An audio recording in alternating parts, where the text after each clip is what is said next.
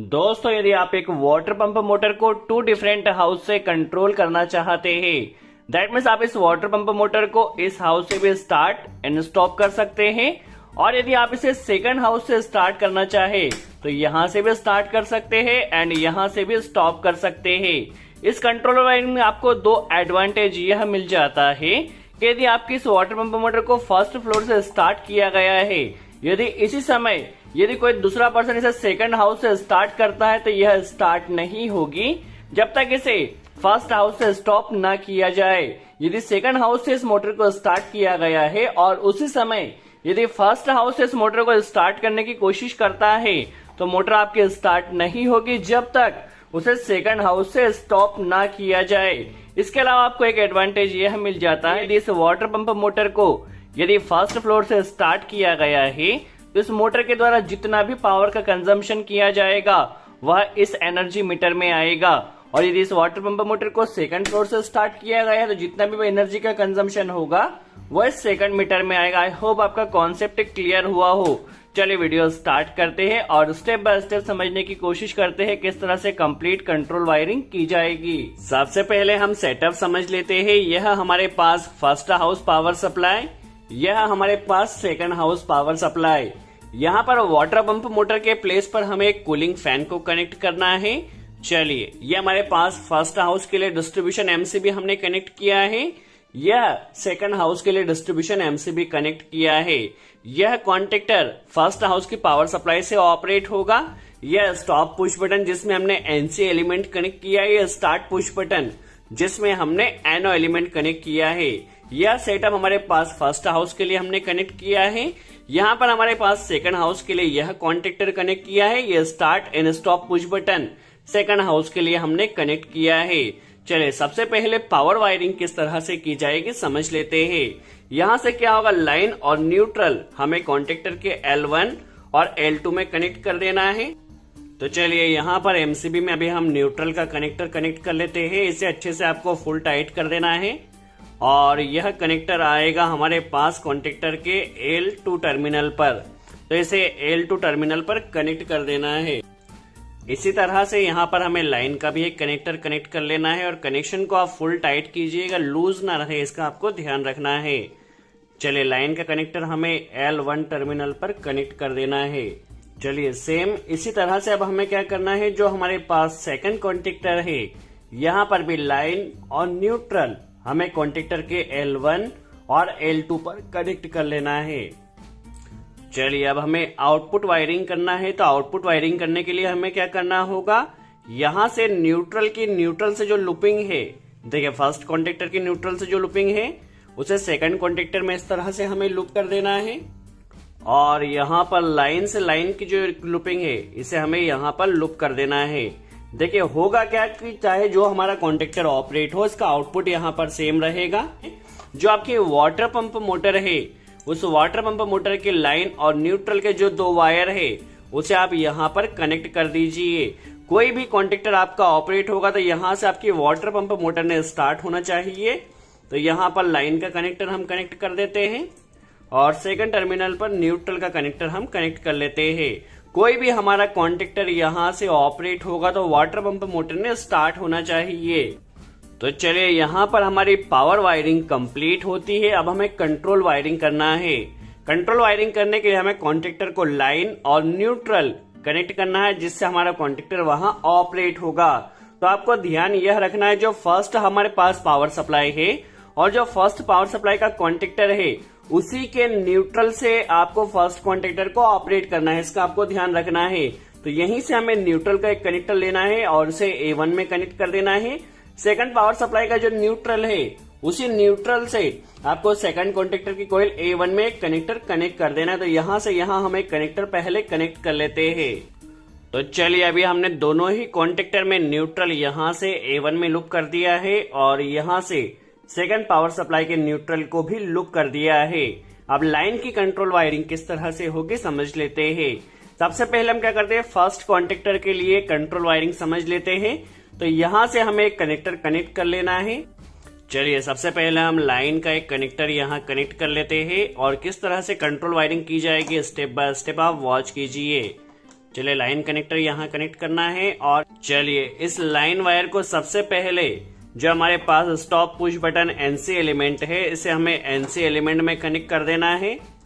चलिए NC element का जो आउटपुट रहेगा वो हमें स्टार्ट पुश बटन एनो एलिमेंट में यहाँ से यहाँ एक कनेक्टर कनेक्ट कर लेना है। चलिए हमने यहाँ से एक कनेक्टर इस एनो एलिमेंट में कनेक्ट कर दिया है। एनो एलिमेंट के आउटपुट से हमें एक कनेक्टर कनेक्ट कर लेना है। जिस तरह से नॉर्मली हम ड्यूअल स्टार्टर बनाते हैं सिंपल सा ड्यूअल स्टार्टर बना देना है। चलिए यहाँ पर एनो एलिमेंट में हमने एक कनेक्टर कनेक्ट कर लिया। जैसे ही स्टार्ट पुश बटन को प्रेस किया जाएगा तो फर्स्ट कॉन्टेक्टर ने हमारा ऑपरेट होना चाहिए। चलिए जैसे ही इस पुश बटन को प्रेस किया जाएगा फर्स्ट कॉन्टेक्टर ने ऑपरेट होना चाहिए, बट हमें इंटरलॉकिंग भी करना है। जब यह हमारा कॉन्टेक्टर ऑपरेट हो तो इस कॉन्टेक्टर ने ऑपरेट नहीं होना चाहिए भले ही यहाँ से पुश बटन प्रेस किया जाए। तो इसके लिए हमें इंटरलॉकिंग करना है। इंटरलॉकिंग करने के लिए हम क्या करेंगे, जो सेकंड कॉन्टेक्टर है इस सेकंड कॉन्टेक्टर का एनसी टर्मिनल हमें यूज करना होगा ताकि एट टाइम हमारा कोई भी एक ही कॉन्टेक्टर ऑपरेट रहे। चलिए इस स्टार्ट पुश बटन का आउटपुट सबसे पहले हमने सेकंड हाउस का जो कॉन्टेक्टर इसके एनसी में कनेक्ट किया है। इस एनसी का जो आउटपुट रहेगा यहाँ पर हमें एक कनेक्टर कनेक्ट कर लेना है। जिस तरह से हम नॉर्मल इंटरलॉकिंग करते हैं उसी तरह से इंटरलॉकिंग कर देना है। तो चलिए यहाँ पर एनसी में पहले हम इस कनेक्टर को कनेक्ट कर लेते हैं और इसे ले जाकर जो हमारा फर्स्ट हाउस का कॉन्टेक्टर है इसके कॉइल में हमें यहाँ पर कनेक्ट कर देना है। क्या होगा, जैसे इस पुश बटन को प्रेस किया जाएगा तो हमारा फर्स्ट कॉन्टेक्टर ऑपरेट होगा, बट सेकंड कॉन्टेक्टर से इंटरलॉकिंग किया हुआ है ताकि जब इस पुश बटन को प्रेस किया जाए तो हमारा ये कॉन्टेक्टर ऑपरेट और साथ में ही यदि इस पुश बटन को प्रेस किया जाता है तो ये कॉन्टेक्टर हमारा स्टार्ट नहीं होगा सेकंड हाउस का। चलिए सेकंड हाउस की कंट्रोल वायरिंग भी सेम रहेगी। यहाँ पर हम लाइन का पहले कनेक्टर कनेक्ट कर लेते हैं और इसे ले जाकर जो हमारे पास stop push button NC element है इसे इस एनसी एलिमेंट में कनेक्ट कर लेते हैं। इस एनसी एलिमेंट में कनेक्ट कर देना। जिस तरह से हमने पहले कॉन्टेक्टर के लिए कंट्रोल वायरिंग किया था उसी तरह से कंट्रोल वायरिंग करना है। एनसी का आउटपुट हमें इस एनो एलिमेंट में कनेक्टर कनेक्ट कर लेना है। चलिए अब जैसे ही स्टार्ट पुश बटन को प्रेस किया जाएगा तो हमारे सेकंड कॉन्टेक्टर ने ऑपरेट होना चाहिए। तो पहले हम एक कनेक्टर यहाँ कनेक्ट कर लेते हैं और इसके जरिए हमें सेकंड कॉन्टेक्टर को ऑपरेट करना है। तो पहले हम इसे फर्स्ट कॉन्टेक्टर से इंटरलॉक करेंगे। तो इससे हम क्या करते हैं, जो हमारे पास फर्स्ट कॉन्टेक्टर है इस फर्स्ट कॉन्टेक्टर के एनसी में कनेक्ट करते हैं ताकि हमारा जो सेकंड कॉन्टेक्टर है फर्स्ट कॉन्टेक्टर के साथ इंटरलॉक हो सके। तो इसे एनसी में पहले हमें कनेक्ट कर देना है और इस एनसी का जो आउटपुट रहेगा उसे ले जाकर सेकंड कॉन्टेक्टर की कॉइल में हमें कनेक्ट कर देना है। चलिए एनसी के आउटपुट में पहले हम एक कनेक्टर कनेक्ट कर लेते हैं और इसे ले जाकर सेकंड कॉन्टेक्टर की कॉइल में कनेक्ट कर देना है। अभी हमारा क्या हुआ है, दोनों ही कॉन्टेक्टर इंटरलॉक हो चुके हैं, बट यह ऑपरेट सिर्फ उतने ही टाइम के लिए होंगे जितने टाइम के लिए हम यहाँ से पुश बटन प्रेस करते हैं।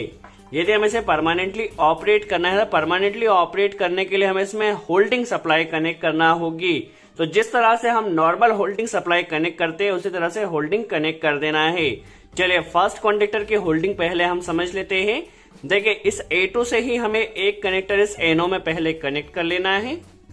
चलिए फर्स्ट कॉन्टेक्टर में हमने कनेक्टर कनेक्ट कर दिया है। सेकंड कॉन्टेक्टर में भी इस A2 से हमें क्या करना है, एनो में कनेक्टर को कनेक्ट कर देना है। चलिए इस A2 में अभी हमने कनेक्टर कनेक्ट कर लिया है और इसे इस एनो में कनेक्ट करना है। अभी जस्ट हमने एक कनेक्टर कनेक्ट किया है जो कि कॉइल से एनो में कनेक्ट किया है। अभी हमें इसे परमानेंटली होल्ड करना है। तो होल्डिंग के लिए क्या करना होगा, जो हमारे पास पहला कॉन्टेक्टर है और जो पहले कॉन्टेक्टर के पुश बटन है तो इसकी जो होल्डिंग सप्लाई रहेगी आप या तो एनसी के आउटपुट से कनेक्ट कर सकते हैं या एनो के इनपुट से कनेक्ट कर सकते हैं। तो हम क्या काम करते हैं, यहाँ से एनो के इनपुट से एक कनेक्टर होल्डिंग सप्लाई का कनेक्ट कर लेते हैं। जिस तरह से नॉर्मल हम ड्यूअल स्टार्टर में होल्डिंग कनेक्ट करते हैं उसी तरह से एक कनेक्टर हमें यहाँ पर लेना है और इसे ले जाकर जो हमारे पास कॉन्टेक्टर का एनो टर्मिनल का इनपुट टर्मिनल है यहाँ कनेक्ट कर देना है। क्या होगा, नॉर्मल कंडीशन में यह एनो रहेगा। जैसे ही पुश बटन प्रेस किया जाएगा कॉन्टेक्टर एक बार ऑपरेट होगा तो यह एनो यहाँ से एनसी बनेगा, सप्लाई पास होगी और इस कॉइल में आएगी। तो देखिए फर्स्ट पुश बटन की जो होल्डिंग सप्लाई है उससे हमने फर्स्ट कॉन्टेक्टर को ऑपरेट किया है। सेकंड पुश बटन का जो एनसी का आउटपुट या एनो का इनपुट है, यहां से हमें एक कनेक्टर लेना है और से सेकंड कॉन्टेक्टर के एनो के इनपुट पर कनेक्ट कर देना है।